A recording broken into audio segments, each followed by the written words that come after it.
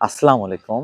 আমরা আবারও ছোট, ছোট শব্দ দিয়ে সেন্টেন্স তৈরি করার চেষ্টা করব এবং সেটাকে একটু বাড়ানোর চেষ্টা করব।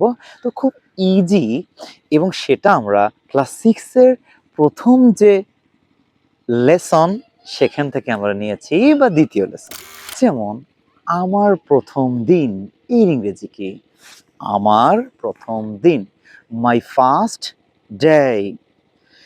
স্কুলে আমার ১ম দিন আমরা একটু বাড়িয়ে দিলাম। First day at school. এখন আমরা এর সাথে নতুন শব্দটা যোগ করে দেখি।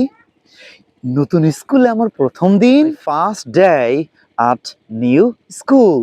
এখন আরেকটু যদি বাড়িয়ে দেই, আমার নতুন স্কুলের ১ম দিনটি বেশ মজার। First day at new school is very interesting. কি করলাম? ছোট, ছোট শব্দগুলো থেকে আমরা একটা সেন্টেন্স বা একটু বাড়ানোর চেষ্টা করেছি।